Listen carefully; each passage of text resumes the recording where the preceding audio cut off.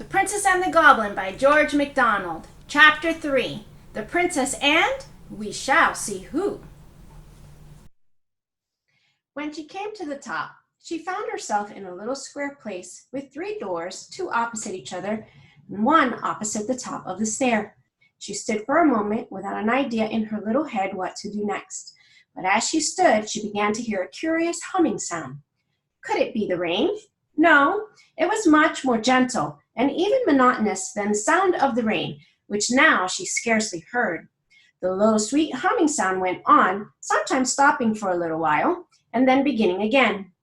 It was more like the hum of a very happy bee that had found a rich well of honey in some globular flower than anything else I can think of at this moment. Where could it come from? She laid her ear first to one of the doors to hearken if it was there, then to another. When she laid her ear against the 3rd door, there could be no doubt where it came from. It must be from something in that room. What could it be? She was rather afraid, but her curiosity was stronger than her fear, and she opened the door very gently and peeped in. What do you think she saw? A very old lady who sat spinning. Oh, Mr. Editor, I know the story you're going to tell. It's the Sleeping Beauty, only you're spinning too and making it longer. No, indeed, it is not that story. Why should I tell one that every properly educated child knows already? More old ladies than one have sat spinning in a garret. Besides, the old lady in that story was only spinning with a spindle, and this one was spinning with a spinning wheel, else how could the princess have heard the sweet noise through the door? Do you know the difference? Did you ever see a spindle or a spinning wheel? I dare say you never did. Well, ask your mamma to explain to you the difference. Between ourselves, however, I shouldn't wonder if she didn't know much better than you. Another thing is that this is not a fairy story, but a goblin story. And one thing more, this old lady spinning was not an old nurse, but you shall see who. I think I have now made it quite plain that this is not that lovely story of the Sleeping Beauty. It is quite a new one, I assure you, and I will try to tell it as prettily as I can. Perhaps you will wonder how the princess could tell that the old lady was an old lady when I inform you that not only was she beautiful, but her skin was smooth and white. I will tell you more. Her hair was combed back from her forehead and face and hung loose far down and all over her back. That is not much like an old lady, is it? Ah, but it was white, almost as snow, and although her face was so smooth, her eyes looked so wise that you could not have helped seeing she must be old. The princess, though she could not have told you why, did think her very old indeed, quite 50, she said to herself, but she was rather older than that, as you shall hear. While the princess stared bewildered, with her head just inside the door, the old lady lifted hers and said in a sweet but old and rather shaky voice, which mingled very pleasantly with the continued hum of her wheel, "Come in, my dear, come in. I am glad to see you." That the princess was a real princess, you might see now quite plainly, for she didn't hang on to the handle of the door and stare without moving, as I have known some to do, who ought to have been princesses, but were only rather vulgar little girls. She did as she was told, stepped inside the door at once, and shut it gently behind her.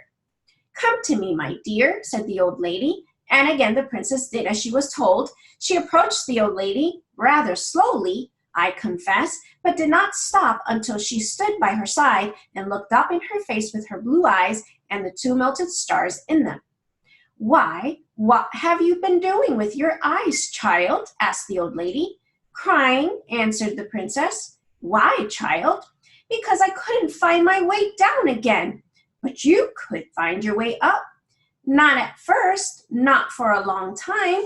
"But your face is streaked like the back of a zebra. Hadn't you a handkerchief to wipe your eyes with?" "No." "Then why didn't you come to me to wipe them for you?" "Please, I didn't know you were here. I will next time." "There's a good child," said the old lady. Then she stopped her wheel and rose, and, going out of the room, returned with a little silver basin and a soft white towel with which she washed and wiped the bright little face. And the princess thought thought her hands were so smooth and nice.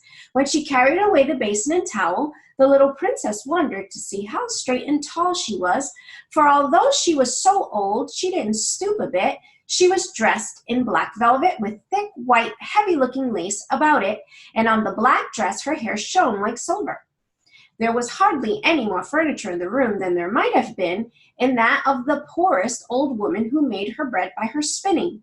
There was no carpet on the floor, no table anywhere, nothing but the spinning wheel and the chair beside it. When she came back, she sat down again, and without a word began her spinning once more, while Irene, who had never seen a spinning wheel, stood by her side and looked on. When the old lady had succeeded in getting her thread fairly in operation again, she said to the princess, but without looking at her, "Do you know my name, child?"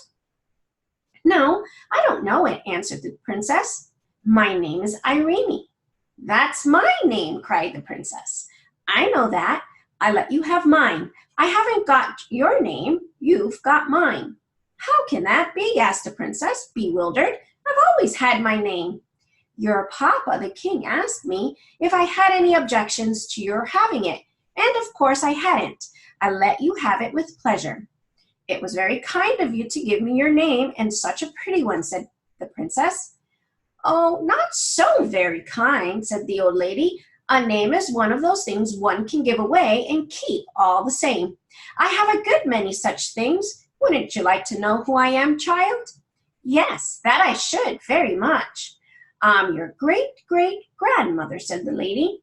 "What's that?" asked the princess. "I'm your father's mother's father's mother." "Oh dear, I can't understand that," said the princess. "I dare say not. I didn't expect you would, but that's no reason why I shouldn't say it." "Oh no," answered the princess. "I will explain it all to you when you are older," the lady went on, "but you will be able to understand this much now. I came here to take care of you." "Is it long since you came? Was it yesterday, or was it today? Because it was so wet that I couldn't get out." "I've been here ever since you came yourself." "What a long time," said the princess. "I don't remember it at all." "No, I suppose not. But I never saw you before." "No, but you shall see me again." "Do you live in this room always?" "I don't sleep in it. I sleep on the opposite side of the landing. I sit here most of the day." "I shouldn't like it. My nursery is much prettier. You must be a queen too, if you are my great-great-grandmother." "Yes, I am a queen." "Where is your crown, then?" "In my bedroom." "I should like to see it." "You shall some day." "Not today." "I wonder why Nursey never told me." "Nursey doesn't know. She never saw me." "But somebody knows that you are in the house." "No, nobody." "How did you get your dinner, then?" "I keep poultry of a sort." "Where do you keep them?" "I will show you." "And who makes the chicken broth for you?" "I never kill any of my chickens." "Then I can't understand." "What did you have for breakfast this morning?" "Oh, I had bread and milk and an egg. I dare say you eat their eggs." "Yes, that's it. I eat their eggs." "Is that what makes your hair so white?" "No, my dear, it's old age. I am very old." "I thought so. Are you 50? "Yes, more than that." "Are you 100? "Yes, more than that." "I am too old for you to guess. Come and see my chickens." She clapped her hands with delight, and up rose such a flapping of wings. Again she stopped her spinning. She rose, took the princess by the hand, led her out of the room, and opened the door opposite the stair.